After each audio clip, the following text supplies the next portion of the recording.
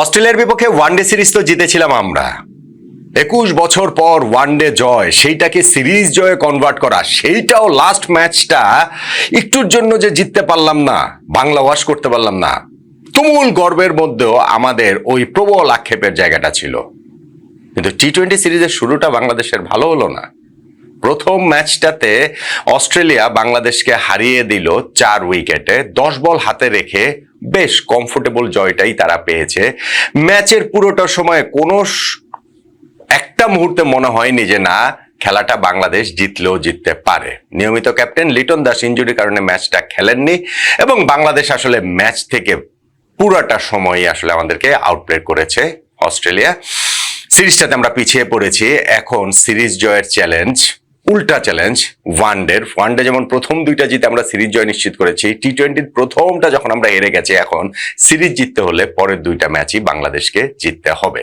এই যে ম্যাচটা হলো, যেইখানটাতে বাংলাদেশে এইভাবে 4 উইকেটে 10 বল হাতে রেখে আমরা হেরে গেলাম, সেখানে টার্নিং পয়েন্ট কোনটা? ক্যাপ্টেন লিটন দাস ইনজুরির কারণে খেলতে পারেননি। এইটাই কি বড় একটা বিষয়? অবশ্যই বড় বিষয়। অবশ্যই ক্যাপ্টেন যখন লিড করতে পারবেন না, মাঠে নামতে পারবেন না, সেইটা একটা ফ্যাক্টর। কিন্তু ঠিক টার্নিং পয়েন্ট হিসেবে আমি এটাকে আনবো না, কেননা লিটন থাকলেই যে আমরা জিততাম, কিংবা ধরেন আমরা শুধুমাত্র ওই অল্প একটু জায়গার জন্য যে জিততে পারিনি তা না। আমাদের এখানে তাওহিদ হৃদয়, তিনি ক্যাপ্টেন হিসাবে টি-20তে তার ডেবু হয়েছে এবং সেইখানটা থেকে কিন্তু পুরো টিম ব্যাটিং ইউনিট হিসাবে আমরা ফেল করেছি।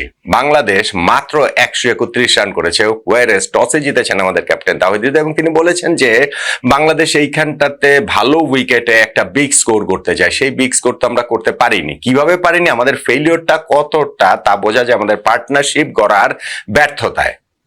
প্রথম উইকেটে আমরা 26 রান তুলেছি এবং লাস্ট উইকেটে আমরা 23 রান তুলেছি। এই দুইটাই বাংলাদেশের ব্যাটিং ইনিংসের সর্বোচ্চ দুইটা জুটি। তাহলে হচ্ছে কি, আমাকে বললেন যে 26 রান 23 রান যদি সর্বোচ্চ দুইটা জুটি হয়, এই দলের স্কোর টি-20তে একটা কম্পিটিটিভ জায়গায় যাবেটা কিভাবে? আমাদের যায় না, আমাদের মাত্র 131 রানে ইনফ্যাক্ট আমরা আটকে গিয়েছি। ওই যে 26 রানের ওপেনিং পার্টনারশিপ হয়ে গিয়েছিল, তারপরে তানজিদ তামিম তার উইকেটটা থ্রো করে এসেছেন, তা এরপরে হচ্ছে সাইফ হাসান, তিনি ওই যে ম্যাট রেনশো, এই সফরটাতে যিনি স্পিনার হয়ে উঠেছেন, বোলিং এ ভীষণ কার্যকর হয়েছেন, তাকে উইকেটটা তিনিও দিয়ে আসলেন। আমরা পাওয়ার প্লেতে 2টা উইকেট হারিয়েছিলাম, কিন্তু এরপরে আমাদের জন্য একটা বিগ ব্লো আসে, কারণ আমাদের 2 অভিজ্ঞ ব্যাটসম্যান তাওহিদ হৃদয় ও সৌম্য সরকার পর আউট হয়ে গেলেন। সৌম্য সরকার এই ম্যাচটাতে একাদশে ঢুকেছেন লিটন দাস না থাকার কারণে। ইনফ্যাক্ট তাকে টি-20 টিমে অ্যাডই করা হয়েছে এবং তিনিও তার স্ট্রাগলিং একটা ইনিংস, সেই ইনিংসটা খেলে তিনি একটা ব্রিলিয়ান্ট নিখিল চৌধুরীর কাছে শিকার হন। আর তাওহিদ হৃদয় আউট হয়ে গেছেন অ্যাডাম জাম্পার গুগলিতে। অ্যাডাম জাম্পা যে এই যে 2টা উইকেট পরপর নিল, সেইটাই কিন্তু বাংলাদেশের স্কোরটাকে আর অত বড় হতে দেয়নি। আমাদের ব্যাটিং ইনিংসে যে, বা পরের দিকেও যারা এসেছেন তারা কেউ আসলে বড় স্কোর ওরকম করতে পারে না। আমাদের ব্যাটিং ইনিংসের যে একটা বড় ব্যর্থতার জায়গা, স্কোর করতে না পারা, পার্টনারশিপ করতে না পারা, এবং সেটা হচ্ছে কি স্পিনের বিপক্ষে আমাদের হাঁসফাঁস করা। আপনি দেখেন যে বাংলাদেশ যে 10টা উইকেট পড়েছে, সেইখানটাতে অস্ট্রেলিয়ার স্পিনাররা 8 উইকেট নিয়েছেন। অ্যাডাম জাম্পা লেগ স্পিনার, তিনি নিয়েছেন 3 উইকেট।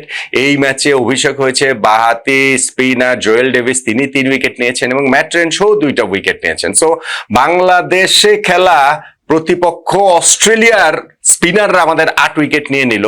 আমরা আসলে ওই জায়গাটাতেই অনেকখানি পিছিয়ে পড়েছি। এখন 132 রানের টার্গেট চেস করা অস্ট্রেলিয়ার জন্য খুব একটা প্রবলেম হওয়ার কথা না, হয়ওনি। তারা পাওয়ার প্লেতে 2টা উইকেট হারিয়েছে। জশ ইংলিশ ওই যে রিভার্স র্যাম্প করতে গিয়ে শরীফুলের বলে তিনি আউট হয়ে গিয়েছেন।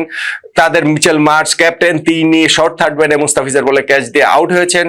কিন্তু পাওয়ার প্লেতে এই 2 উইকেট যাওয়া সত্ত্বেও কুপার কর্নলি, টিম ডেভিডের 40 রানে একটা পার্টনারশিপ অস্ট্রেলিয়ার হয়েছে। তারা ওই জয়ের খুব কাছে, মানে কক্ষপথেই ছিল, কোনো সময় সেই কক্ষচ্যুত তারা ছিল না। আব্দুল গাফফার সাকলেন, যিনি এই ম্যাচটাতে যা ডেবু হয়েছে, ইনফ্যাক্ট গত সিরিজটাতে দলের সঙ্গে ছিলেন, ডেবু হয়নি, এই ম্যাচটাতে ডেবু হয়েছে এবং সেইখানটাতে তিনি পার্টনারশিপ ব্রেক করেন, 2টা উইকেটও তিনি পান। অস্ট্রেলিয়া শেষ দিকে গিয়ে আমরা আরো 4টা উইকেট নিয়েছি, কিন্তু কোনো একটা সময় যে মনে হয়নি যে বাংলাদেশ এই ম্যাচটা জিতলেও জিততে পারে। শেষ পর্যন্ত 10 বল হাতে রেখে 4 উইকেটে অস্ট্রেলিয়া ম্যাচটা জিতে গেল। বাংলাদেশ সিরিজে কিন্তু এখন পিছিয়ে গেল। তাহলে যে ম্যাচটা হলো বাংলাদেশের এই 4 উইকেটে পরাজয়ের প্রথম টি-20 চট্টগ্রামে অস্ট্রেলিয়ার কাছে, সেইখানটাতে টার্নিং পয়েন্ট কোনটাকে বলবো? লিটন দাস নাথ খেলাটা আমি বলছিলাম যে না, সেইটা না, কিন্তু আমাদের ব্যাটিং ব্যর্থতাটাই ওভারঅল বাংলাদেশকে ম্যাচ থেকে ছিটকে দিয়েছে এবং সেই জায়গাটাতে আমি মনে করি 2 অভিজ্ঞ ব্যাটসম্যান তাওহিদ হৃদয় এবং সৌম্য সরকার, তারা যে আউট হয়ে গেলেন, অ্যাডাম জাম্পা যে এই 2টা উইকেট নিয়ে নিল, সৌম্যর একটা ব্রিলিয়ান্ট ক্যাচ নিখিল চৌধুরীর, এবং জাম্পার বলে হচ্ছে গিয়ে মানে স্লগ করতে গিয়ে বোল্ড হয়ে গেলেন গুগলিতে তাওহিদ হৃদয়। এই দুইটা উইকেটই বাংলাদেশকে বড় স্কোর করতে দেয়নি। তাওহিদ হৃদয়, সৌম্য সরকারের এই দুইটা উইকেটই তাই আমার কাছে বাংলাদেশের পরাজয়ের টার্নিং পয়েন্ট।